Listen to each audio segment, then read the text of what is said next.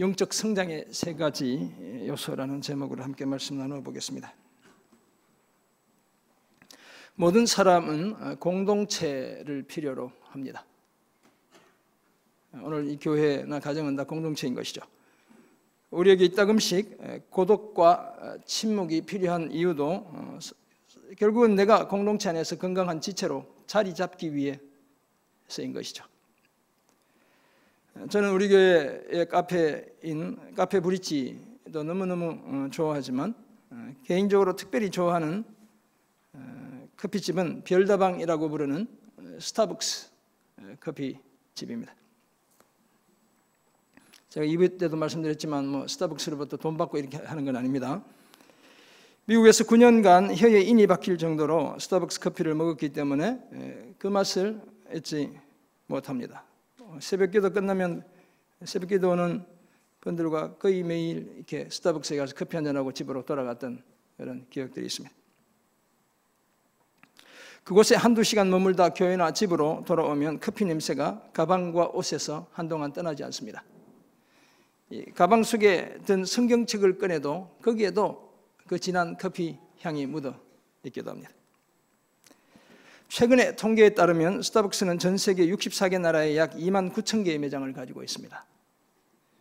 금년 예상 매출액은 247억 불이래요. 우리 돈으로 제가 환산해 보았더니 27조 9천억을 매출로 기록할 것이다 라고 이야기합니다. 작년 한 해 우리나라에서만 판 그 매출액을 보았더니 1조 2,600억을 팔았어요. 저 매장을 통해 엄청나게 장사를 잘하고 있죠. 그런데 1971년 미국 시애틀에서 이 한 가게에서 시작한 회사이거든요. 그 한 작은 커피 가게가 이런 성공을 거둔 요인이 무엇이겠습니까? 여러 요인이 있겠지만 가장 큰 이유는 단지 커피를 파는 것이 아니라 스타벅스 경험을 팔았기 때문이다 이렇게 이야기합니다. 스타벅스 익스피리언스를 팔았다 이렇게 이야기하는 것입니다. 그것이 성공의 요인이래요. 또 다른 말로는 스타벅스라는 요즘 공유 경제라는 말 많이 하는데 공유 가치를 팔았기 때문이다 라고 말합니다. 매니아들에게 스타벅스 매장은 단지 커피를 마시는 공간을 넘어 상호작용을 주고받는 그런 공간인 거예요. 그래서 많은 사람들이 자기 돈을 내고 스타벅스 경험을 구매한다는 거예요. 제가 미국에 있을 때 같이 섬기던 청년 중에 하나는 스타벅스 각 지역에 머그컵을 모으는 게 취미였어요. 그 지역에 가면 그 도시마다 도시의 특징을 나타내는 건물이 그 머그컵에 그림이 그려져 있어요. 아시는 분 아시겠지만 제가 서울로 한번 나오니까 저보고 서울 시내 스타벅스 매장에 가서 서울 시내 그림이 그려진 머그컵을 하나 구해달라 해서 제가 직접 구해서 갖다 준 적도 있습니다. 커피를 매개로 일종의 관계, 곧 공동체 의식을 갖게 되는 거예요. 우리 내면에 숨어있는 공동체 의식을 일깨우고 저 같은 사람, 그저 보통의 사람들을 그 매장으로 걸음이 옮겨지게 했던 것이죠. 예전에 보통 집들은 담이 대체로 나지막했습니다. 담 대신 쌀이나무로 대충 얼기설기 울타리를 엮어놓아 안이 다 들여다 보이는 집들도 적지 않았습니다. 왜냐하면 비록 울타리는 쳐져 있어도 서로 공동체를 이루며 살았기 때문이죠. 그래서 지나가면서 고개 만들면 그 옆집 마당에 무엇이 깔려 있는지 우리는 옆집 아줌마가 무엇을 하고 있는지 다 볼 수 있었죠. 어떤 면에서 낮은 울타리가 쳐진 마당은 이웃과 상호작용이 일어나는 그런 장소이기도 했습니다. 그래서 그냥 지나가지 않고 인사 건네며 지나가는 것이죠. 그러던 담이 높아지기 시작했습니다. 뿐만 아니라 담 위에 가시 철조망이 쳐지기 시작했죠. 깨어진 유리 조각들이 삐죽삐죽 얹혀지기 시작했습니다. 옛날 시골 담들 보면 담을 쌓고 막 이제 새로운 담들 이렇게 뭐라 그러죠? 그 브로크라고 하는데 브릭인데, 네. 그걸 쌓고는 그 위에다가 이렇게 세면치대에서 이게 병들을 깨서 막 꽂는 그런 담들이 생겼죠. 물리적인 담을 쌓은 것뿐만 아니라 마음의 담을 쌓기 시작한 거예요. 나 자신과 나만의 세계로 몰입하기 시작한 것입니다. 그리고는 외로움을 느끼기 시작했죠. 데이빗 리즈만이 말했던 군중 속의 고독. 붐비긴 하는데 사람은 많은데 고독한 거예요. 인간의 바다에서 살고 그 바다에서 일을 하고 있지만 정작 의미 있고 정기적인 관계들을 놓치며 살아가는 거예요. 이런 상태로는 진정한 영적 성장이 불가능합니다. 하나님의 본래의 계획은 그런 것이 아니었기 때문이죠. 하나님은 우리 인간이 공동체를 이루며 살도록 창조하셨어요. 창조한 모든 것이 보시기에 좋았지만 인간이 혼자라는 사실이 그래서 마음에 들지 않았던 거예요. 그래서 결국 하나님이 아담으로부터 하와를 만드시게 되는 것이죠. 오늘 보면 에베소서 4장 13절에서 16절을 통해 사도 바울은 교회라는 공동체를 이룬 우리도 영적으로 성장할 것을 요청하고 있습니다. 그것도 그리스도의 장성한 분량이 충만한 데까지 자랄 것을 요청합니다. 15절에 따르면 사랑 안에서 참된 것을 하여 범사에 그리스도에게까지 자라야 한다고 말씀합니다. 우리의 그렇다면 영적 성장의 목표가 누구라고요? 예수님이라는 거예요. 엄청난 요청을 하고 있는 것이죠. 그렇다면 함께 공동체를 이룬 우리는 어떤 측면에서 계속 영적 성장을 해야 하는 것일까요? 세 가지를 말씀드리려고요. 하나님과의 친밀한 관계라는 측면에서 우리는 성장해야 합니다. 둘째는 성도들과의 공동체 형성이라는 측면에서 자라야 해요. 그리고 끝으로 믿지 않는 사람들에 대한 영향력이라는 측면에서 자라야 합니다. 하나님과의 관계에서, 우리 서로와의 관계에서, 우리와 세상과의 관계에서 우리는 성장해야 하는 것이죠. 이런 성장을 이룰 때 우리는 그리스도의 장성한 분량이 충만한 데까지 자라게 되는 것입니다. 에베소서 4장은 교회의 하나됨, 곧 연합을 강조합니다. 에베소 전체가 교회론을 이야기하는데 그중에 교회의 통일성에 대한 이야기를 가장 중점적으로 다루고 있거든요. 연합에 대한 이야기를 하는 것이죠. 그렇다면 또 다른 말로는 공동체 정신을 강조하고 있다. 이렇게 이해할 수 있겠습니다. 그래서 바울은 성도들을 향해 성령이 하나 되게 하신 것을 힘써 지키라고 당부합니다. 3절이 그렇게 말씀하죠. 왜냐하면 우리 모두 몸도 하나고 성령도 하나이고 한 소망 안에서 부르심을 받았기 때문에 그렇습니다. 더구나 주님도 한 분이시고 우리의 믿음도 같은 믿음이고 세례도 똑같은 세례이기 때문에 그래요. 거기에 대해 만유의 아버지이신 하나님도 한 분이시기 때문에 그렇습니다.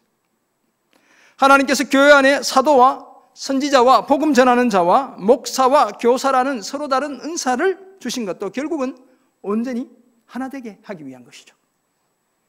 그런데 우리가 자칫 착각하기 쉬운 것이 하나됨 그 자체를 목적으로 생각한다는 거예요.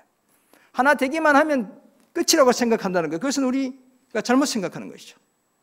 사실은 그리스도의 장성한 분량이 충만한 데까지 우리가 영적으로 자라는 것이 궁극적인 목표인 거예요. 하나됨을 통해 우리가 성숙한 그리스도인이 되는 것, 이것이 목표인 것이죠. 나아가 온전한 예배자와 신실한 전도자의 삶을 살게 되는 것, 이것이 예수의 제자로 살아가는 저와 여러분의 최종적인 목표인 것이죠. 이런 이해를 바탕으로 오늘 본문을 중심으로 함께 공동체를 이룬 우리가 영적으로 성장해야 하는 세 가지 측면에 대해 생각해 보려 합니다. 먼저 하나님과 친밀한 교제라는 측면에서 우리는 자라야 합니다. 우리가 누군가를 제대로 알려면 그 사람과 오랜 시간을 두고 깊이 있는 교제를 해야 되죠. 여러분 섣불리 이렇게 간을 빼줄 것 같은 사람에게 속으면 안 됩니다. 두고 지그시 바라봐야 그 사람의 진정성이 드러나게 되는 것이죠. 섣불리 안다고 생각했다가 처음 생각했던 그런 사람이 아니어서 큰 코 다친 적이 한두 번이 아닙니다. 우리 중에 또 이렇게 부부로 살아가면서도 그런 생각하시는 사람분이 계신지 모르겠는데 저희 아내가 그랬죠. 요 정도의 세미나 들으신 분은 아시겠지만 제 아내도 제 기도하는 뒷모습을 섣불리 보고 좋아했다가 얼마 못 가서 팍 속았다는 얘기가 입에서 자주 터져나왔죠. 네. 얼굴을 같이 맞대고 살아보니 형편없는 남편이었어요. 어릴 때 그냥 그때는 다들 열심히 기도했잖아요. 저도 열심히 졸면서도 기도하고. 근데 그 모습을 보고 반해가지고 저를 좋아한 게 제 아내거든요. 근데 막상 결혼해서 얼굴을 맞대고 살아보니 엉망진창인 거예요. 제 기억에 TV, 이 작은 그 대우전자에서 만든 TV가 쓰레기통에 3번은 던져진 것 같아. 주말에 집에 와서 TV 본다고 성경 읽지 않고 열심히 주님 묵상하지 않고 제 아내가 TV를 3번 쓰레기통에 던져버렸어요. 그럼 제가 가서 또 주워왔어요. 제가 봐야 되니까. 네, 근데 이번엔 제 차례예요. 제 아내라고 해서 늘 제 마음에 꼭 드는 것은 아니죠. 저는 제 아내를 교회에서 오빠와 동생으로 만났습니다. 그래서 늘 다소곳한 여자인 줄 알았어요. 늘 오빠 하며 따라다녔기 때문에 저는 늘 다소곳한 이런 여자인 줄 알았어요. 결혼 생활도 그런 관계의 연장선일 거라고 생각했습니다. 저는 부산에서 공부하고 아내는 서울에서 공부해서 별로 만나지를 못했어. 그래가지고 결혼 생활도 그저 오빠 동생의 관계처럼 저는 그렇게 알콩달콩할 줄 알았단 말이죠. 근데 그게 전혀 아니었습니다. 얼마나 자기 주장이 강한지 한번 벌어진 싸움은 제가 잘못했다고 손발이 닳도록 빌지 않으면 끝이 나는 법이 없었어요. 여러분 남편 그만 괴롭히세요. 저는 안다고 생각했지만 정말 몰랐습니다. 너무 몰랐죠. 연애 10년 하고 결혼 생활 10년이 지난 즈음에 제 아내를 만난 지 약 20년이 지난 즈음에 아내가 보이기 시작했어요. 참 철이 늦게 들었죠. 우리가 하나님을 아는 것도 마찬가지입니다. 우리가 하나님을 다 안다고 생각하는 그 순간부터 사실 우리는 하나님을 모르기 시작하는 길에 들어서는 거예요. 내가 하나님을 알 만큼 이제 안다! 이렇게 자부하는 그 순간부터 하나님을 모르기 시작하는 길에 들어서는 거예요. 그리고 그때부터 하나님과의 친밀한 관계에 금이 가기 시작하는 거예요. 왜냐하면 하나님과의 그 따뜻한 교제의 단절이 일어나기 때문에 그래요. 그 깊이 있는 교제, 폭넓은 교제의 단절이 일어나기 때문이죠. 당연한 이야기지만 유한한 우리가 무한하신 하나님을 알아가는 일에 끝이 있을 수 없습니다. 하나님의 아들 예수 그리스도를 알고 믿는 일도 마찬가지죠. 그래서 우리가 함께 하나님의 아들을 믿는 것과 아는 일을 힘써야 하는 거예요. 오늘도 하나님을 더 믿고 더 알려는 그 노력을 멈추지 않아야 합니다. 그런데 어떻게 하나님을 믿고 알 수 있습니까? 그것은 남편과 아내의 관계처럼 하나님과 친밀한 관계, 교제를 나눌 때 가능하죠. 다행히도 하나님은 다양한 방법으로 스스로 자신을 우리에게 알려주시는 분입니다. 여러 부분, 여러 모양으로 자신을 나타내시는 거예요. 그 일환으로 성경 말씀을 주신 거죠. 심지어 하나밖에 없는 아들까지 보내시고 말씀해 주셨어요. 자신을 나타내시는 거예요. 칼빈의 말을 빌리면 하나님께서는 우리 안에 하나님을 알고자 하는 종교적인 씨를 심어두셨어요. A seed of religion이라고 이야기하는데 뿐만 아니라 하나님에 대한 감각을 우리 안에 본질적으로 가지고 태어나게 하셨어요. 신의식이라고도 이야기해요. 거기에 대해 이 땅에 피로 값주어 사신 교회라는 공동체를 세우셨고 그 안에 예배라는 형식을 담아두셨어요. 하나님을 더 알려주고 싶은 거예요. 따라서 우리는 말씀과 기도와 예배를 통해 하나님과의 깊고도 친밀한 교제 속으로 나아가게 되는 것이죠. 사랑하는 성도 여러분, 그렇다면 우리는 당연히 시편의 그 시인의 고백처럼 하나님과의 친밀한 교제를 위해 오직 여호와의 율법을 즐거워하며 그 율법을 죄로 묵상해야 합니다. 하나님의 말씀을 즐겁게 묵상해야 한다는 거예요. 그 말씀이 우리 발의 등이 되게 하고 우리 길의 빛이 되게 해야 합니다. 우리와 우리의 다음 세대가 여호와의 말씀을 마음에 새기고 가르치며 지켜야 합니다. 말씀을 지킴으로 하나님께 대한 우리의 사랑을 증명해야 합니다. 또한 기도해야죠. 흔히 기도는 하나님과의 대화라고 말합니다. 우리는 기도를 통해 그저 하나님에 관한 피상적인 지식이 아니라 하나님 자신을 알아야 하는 것이죠. 하나님 자신을 알기 위해 우리는 기도해야 합니다. 그래서 우리는 하나님의 얼굴과 하나님의 임재를 구해야 하는 것입니다. 그저 달라고만 하는 주문이 기도가 아닌 거예요, 여러분. 하나님의 임재 속으로 들어가는 통로가 바로 기도인 것입니다. 기도는 교리를 경험으로 바꿔놓는 것입니다. 우리는 기도를 통해 하나님 아버지와 이 친밀한 관계와 사랑을 마음껏 누리게 되는 것입니다. 그리고 예배를 힘써야 합니다. 예배 드린다는 것은 우리 자신을 하나님 앞에서 낮추는 것이죠. 예배 드린다는 말은 히브리어나 헬라어나 다 같은 의미예요. 우리 자신을 주님 앞에 낮추는 것, 이것이 예배 드린다는 뜻이에요. 그렇다면 창조주 앞에서 피조물로서 바람직한 자세를 갖추는 것, 그것이 바로 예배 드리는 거예요. 예배를 통해 우리는 하나님 앞에서 우리의 존재론적 의미와 삶의 목적을 발견하게 되는 것이죠. 우리 자신을 하나님이 기뻐하시는 거룩한 산제물로 드리는 순간 거룩하고 완전하신 하나님의 그 성품을 우리가 가슴으로 담아내는 것입니다. 성령을 매개로 하나님의 영광에 참여하게 되고 하나님의 은혜를 온몸으로 받아들이는 것, 그 자리가 바로 예배의 자리, 오늘 이 자리인 것입니다. 이처럼 하나님과의 친밀한 교제라는 측면에서 자라기에 우리는 기본적인 것들에 충실해야 합니다. 말씀과 기도, 예배는 하나님의 자녀로 살아가는 우리가 언제 어디서나 포기하지 않고 반드시 붙들어야 할 삶의 자세입니다. 이것은 영적 성장을 위한 토대예요. 파운데이션인 것입니다. 기초예요. 이 기초가 든든하지 않으면 아무리 멋진 집을 지어도 사상 누각이 되고 마는 것이죠. 말씀과 기도와 예배를 회복해 그리스도의 장성한 분량이 충만한 데까지 성장해가는 저와 여러분 모두가 되시기를 주님의 이름으로 축원합니다. 아멘. 영적 성장의 두 번째 요소로 성도들과의 공동체 형성이라는 측면에서 자라가야 합니다. 우리 서로와의 관계 속에서 우리가 자라야 한다는 거예요. 하나님은 존재론적으로 사회적 존재입니다. 우리가 이렇게 이야기할 수 있습니다. 소셜 비잉이다, 이렇게 이해할 수 있습니다. 왜냐하면 하나님이 어떻게 존재하고 계셔요? 삼위로 계시죠. 성부와 성자와 성령으로 계신데 완전한 한 분 하나님이에요. 하나님은 창조의 과정에 우리의 형상을 따라 우리의 모양대로 우리가 사람을 만들고라는 표현을 사용하죠. 여기 표현된 우리, 히브리어는 우라는 단어가 사용되는데 이 우리라는 말 자체가 이미 하나님이 사회적 존재로 계시다는 사실을 보여주는 거예요. 그렇다면 오늘 제가 자주 쓰는 용어인 공동체라는 용어를 빌려서 표현하면 하나님도 일종의 공동체로 존재하신다. 그런데 완벽한 하나된 공동체다. 이렇게 이해할 수 있는 거죠. 이런 하나님께서 공동체라는 특징을 모든 창조의 과정에도 심어두셨어요. 식물과 동물을 군락 또는 군집의 형태로 살아가게 하신 것도 하나님의 공동체적 성품에서 비롯된 거예요.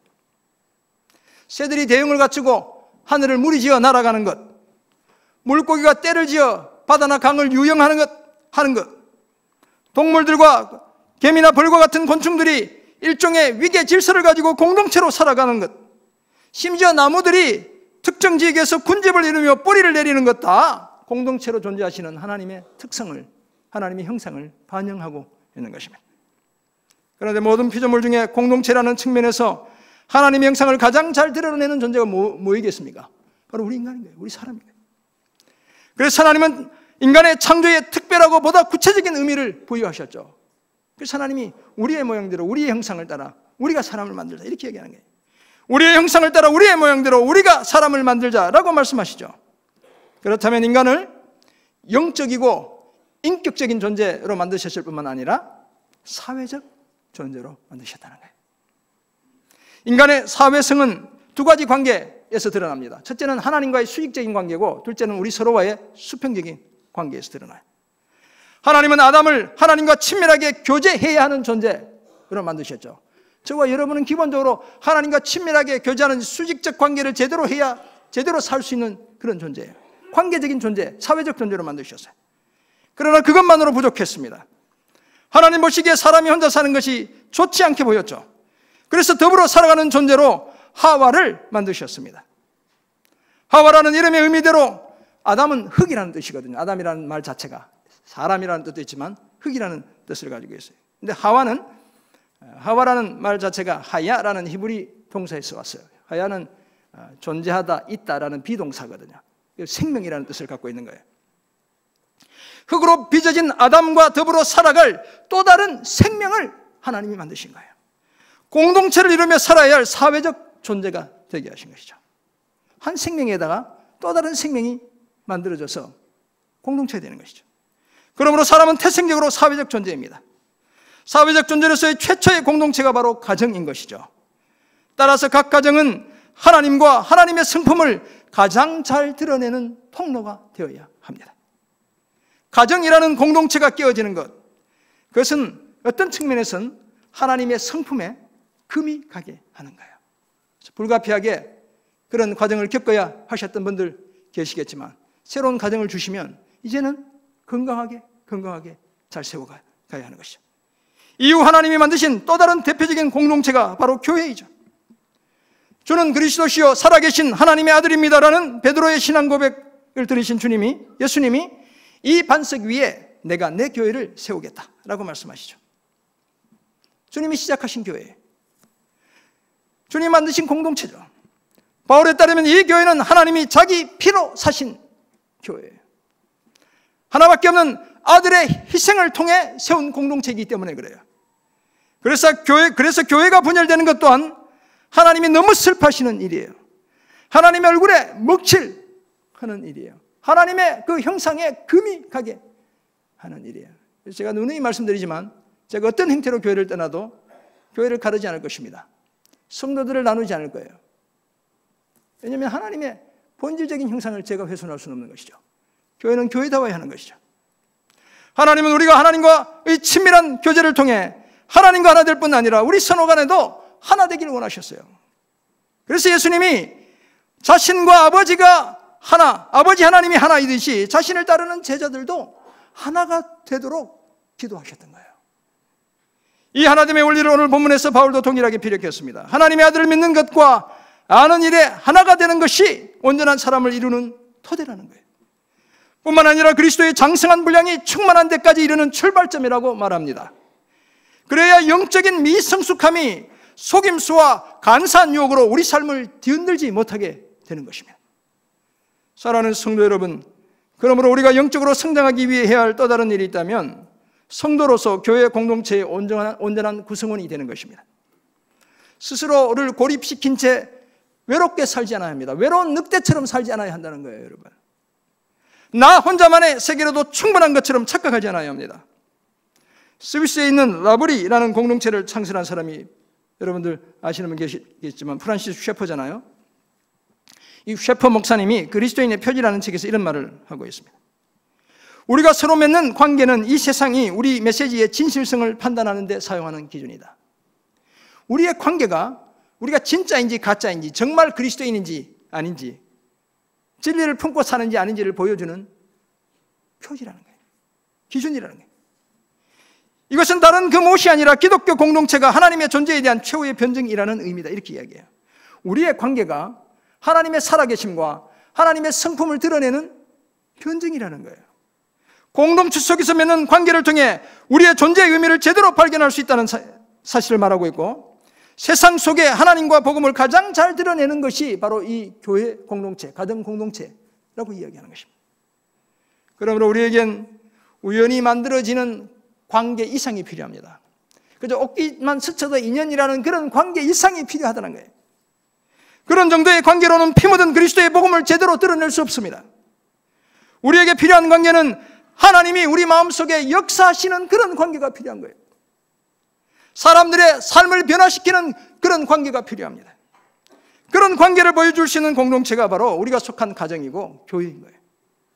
그러므로 진정으로 성장하기 원한다면 교회 속으로 깊이 들어와야 합니다. 함께 복음의 짐을 나누어져야 합니다. 함께 거룩한 생명구원의 꿈을 꿔야 합니다. 공동체 속으로 들어와 이런 복된 삶을 연습하는 저와 여러분 모두가 되시길 주님의 이름으로 축원합니다. 아멘. 영적 성장의 마지막 요소로 믿지 않는 사람들에 대한 영향력이라는 측면에서 살아야 합니다. 세상과의 관계에서도 우리는 성숙해져 가야 한다는 거예요. 하나님께서 이스라엘 민족을 선택하신 이유에 관해 이사야 선지자는 이렇게 말합니다. 내가 또 너를 이방의 빛으로 삼아 나의 구원을 베풀어서 땅끝까지 이르게 하리라. 끝부분이 그렇게 말씀하고 있죠. 하나님의 구원이 땅끝까지 이르게 하시기 위해 자기 백성으로 삼으신 이스라엘 그 민족을 이방의 빛이 되게 하셨다는 거예요. 그러니까 이방의 빛으로 저들을 자녀로 삼아주신 것이죠. 그렇다면 하나님의 구원이 이방인들에게도 미치게 하는 것, 구원이 이르게 하는 것, 이것이 구원의 통로로 쓰임받는 것, 이것이 저들의 사명인 것이죠. 그러나 자기 안으로만 자기들끼리의 공동체만 만들어가니까 하나님이 저들 나라를 없애시고 백성을 흩어버리죠. 그래서 1948년에 드디어 다시 회복되는 거예요. 2000년의 세월이 지나. 하나님께서 오늘 저와 여러분을 하나님의 자녀로 그리스도의 제자로 불러주신 이유도 마찬가지입니다. 우리를 세상의 빛으로 부르셨죠. 너희는 세상의 빛이다. 주님이 직접 말씀하셔요. 그렇다면 그 빛이 사람 앞에 비쳐 사람들이 우리 착한 행실을 보고 하늘에 계신 하나님 아버지께 영광을 돌리게 하는 것, 이것이 우리의 사명인 거예요. 그래서 예수님은 가서 제자 삼으라고 당부합니다. 성령이 임하면 권능을 받고 예루살렘과 온 유대와 사마리아와 땅끝까지 이르러 내 증인이 되라고 부탁하시기도 하셨어요. 그리스도의 장성한 분량이 충만한 데까지 이르면 결국 우리가 해야 할 일이 그렇다면 무엇이겠습니까? 사랑 안에서 참된 것을 하며 범사에 그리스도에게까지 자라는 거예요. 서로 연결되고 결합되어 그 몸 전체가 자라게 하는 것입니다. 그리스도의 성품에 참여하고 그리스도의 말을 하고 그리스도의 삶을 우리도 살아내는 그것이죠. 그렇게 자라는 절정이 바로 믿지 않는 사람들에게도 그리스도의 이름으로 복음으로 영향력을 끼치는 것입니다. 그러므로 우리는 믿지 않는 사람들에 대한 영향력이라는 측면에서도 자라가야 합니다. 사도 바울은 복음을 전하는 자신이나 아볼로를 하나님의 동역자들로 소개하고 있습니다. 복음을 전해 성도들을 영적으로 성장하게 하는 일에 하나님과 함께 일하는 일꾼이라는 거예요. 왜냐하면 자신은 복음을 심었고 아볼로는 물을 주었고 하나님은 자라게 하시기 때문에 나와 아볼로가 하나님의 동역자다 이렇게 이야기하는 것입니다. 이처럼 하나님은 복음을 전하는 일에 저와 여러분을 하나님의 동역자로 불러주셨습니다. 그렇다면 우리는 자기를 깨끗하게 하는 귀히 쓰는 그릇들이 되어야 합니다. 우리 스스로를 거룩하게 하고 주인의 쓰심에 합당하게 만들어 모든 선한 일을 주님이 하시고자 원하실 때 쓰임받을 수 있는 준비된 그릇들이 되어야 하는 거예요. 그래서 복음으로 불신 세상에 우리는 선한 영향력을 끼칠 수 있는 그런 사람들이 되어야 하는 것입니다. 사랑하는 성도 여러분, 우리가 하나님과 친밀한 교제 속으로 들어가고 다른 성도들과 온전한 공동체를 이루는 보다 궁극적인 목적이 있죠. 그저 우리들만의 천국을 완성하기 위한 것이 결코 아닙니다. 그저 닫힌 공동체로 지내며 익숙하고 편하기 위한 것이 아니에요, 여러분. 오히려 열린 공동체가 되어 그리스도의 복음을 역동적으로 전하기 위해서인 것이죠. 그러므로 그 일을 위해 우리는 많은 것들을 투자할 각오를 해야 합니다. 주식이나 부동산에만 투자하지 말고 믿지 않는 가족과 이웃의 삶에 투자해야 되는 거예요. 우리의 물질과 우리의 시간과 우리의 에너지, 우리의 열정을 믿지 않는 영혼들에게 투자해야 하는 거예요. 그 일을 위해서라면 불편을 감수할 수 있어야 하는 거예요. 하나님 나라와 복음에 투자해야 합니다.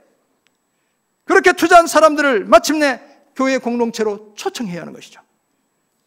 맛있는 커피가 제공되는 저 카페로 평일에도 오픈되어 있잖아요. 초청하는 거예요.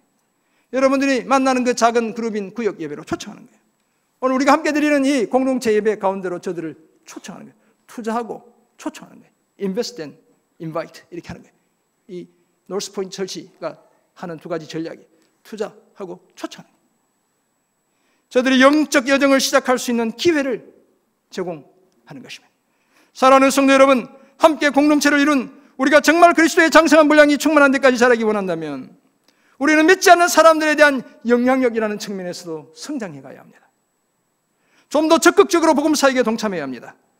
전도자의 사명을 그저 남의 일로만 여기지 않아야 합니다. 복음을 완성하고 전하는 일에 온 삶을 던지신 예수님과 그 예수님을 본받아 살았던 바울을 우리도 본받아야 합니다.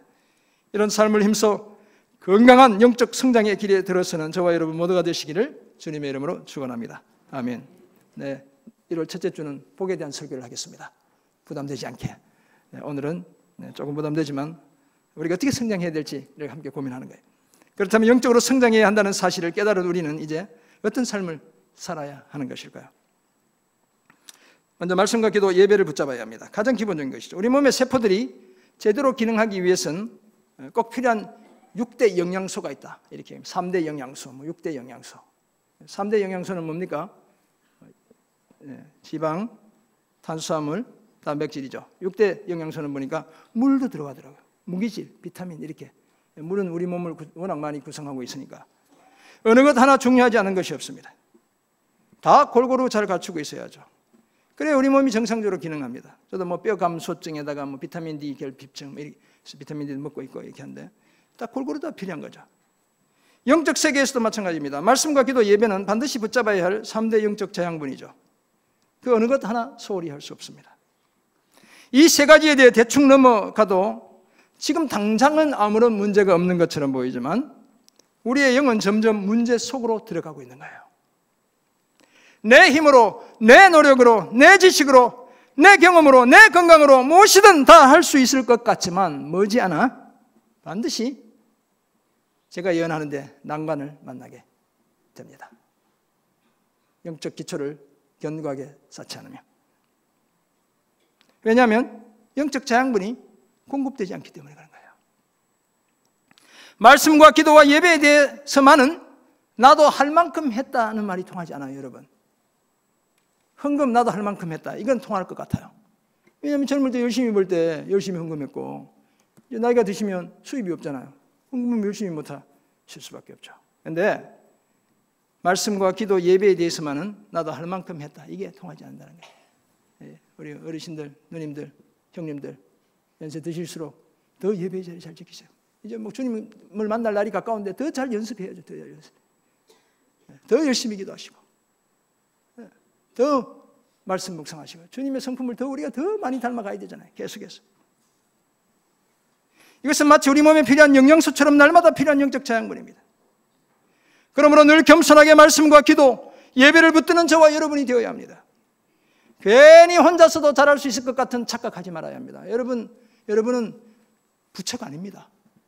공자가 아닌 거예요. 여러분 맹자가 아닙니다. 스스로 충분히 잘 다스릴 수 있는 그런 사람이 저는 아니에요. 사실. 그래서 공동체가 필요한 거예요. 함께 모여 말씀 묵상하고 기도하고 예배하는 그 자리로 나와야 합니다. 규칙적으로 말씀을 묵상하고 공동체로 나와 겸손하게 기도와 예배의 자리를 지켜야 합니다. 이런 삶을 힘쓰는 우리 모두가 되길 간절히 소원합니다. 두 번째, 의미 있고 정기적인 관계 속으로 들어와야 합니다. 레리 크랩이라는 분, 공동체에 관한 글을 쓰신 분이에요. 이런 이야기를 했어요. 우리의 폐가 공기를 필요로 하듯이 우리의 영혼은 공동체만이 공급해 줄 수 있는 것들을 필요로 한다. 우리 영혼이 공동체를 필요로 한다는 거예요. 우리는 관계 속으로 살도록 만들어졌다. 제가 앞에서 말씀드렸죠. 관계를 맺지 않고는 죽을 수밖에 없다. 이렇게 말해요. 공동체는 물고기에 의해서 물과 같은 것입니다. 물을 떠나서 물고기가 살 수 없듯이 우리 그리스도인들은 공동체, 교회 공동체를 떠나서는 제대로 된 삶을 살 수가 없습니다. 그렇지 않다면 주님이 교회를 만들지 않았을 거예요. 그냥 각자 집에서 잘 지내라 이렇게 얘기하셨을 거예요. 그럼 우리 성도님들은 이제 교회가 만든 크고 작은 공동체 속으로 들어와야 합니다. 가장 작은 소그룹인 구역이라는 관계 속으로 들어와야 합니다. 구역에 아직 들어가지 않고 밖으로 빙빙 도시는 분들 계시죠? 내년엔 결단하시고 이제 겨울 방학이 곧 시작되니까 2월 중순 이후에 결단하시고 구역 속으로 들어오세요. 정말 우리 교회가 부흥하고 성장하기를 원한다면 구역이라는 소그룹을 통해 예수 믿는 사람이 늘어야 되는 거예요. 여러분들의 삶을 보고 저 사람이 믿는 예수라면 내가 정말 믿고 싶다. 저 사람이 섬기는 하나님이라면 내가 정말 섬기고 싶다. 이런 사람들이 많아져야 되는 거예요. 우리가 전도축제할 때 간증자들이 그런 분들이 나와야 되는 거예요. 저분을 봤더니 예수 믿는 게 뭐 이상한 것 같더니 하도 이상해서 와봤더니 정말이더라. 이런 분들이 많아져야 되는 거예요. 그 작은 그룹에서 예수처럼 바울처럼 살아가는 무수한 사람이 일어나야 합니다. 세상이 그런 사람들을 눈여겨보고 그런 사람에 이끌려 교회로 신앙으로 나와야 되는 것이죠. 목사, 우리 목사님 설교 좋아. 이거 여러분, 그럼 제가 떠나면 설교 안 좋아서 떠날 거예요? 그렇게 하지 말고 정말 예수 제대로 믿는 저 사람 믿는 예수가 도대체 어떤 예수인지 궁금해서 와봤더니 이런 분이 있더라. 이렇게 간증하는, 그래서 교회가 성장하는 우리 교회가 되는 것이죠. 뿐만 아니라 제자훈련, 전도폭발, 아카데미와 같은 신앙교육 훈련이라는 관계 속으로 들어와야 합니다. 여러분, 우리 교회가 다양한 프로그램들이 펼쳐져 있잖아요. 그 관계 속으로 들어와야 되는 거예요.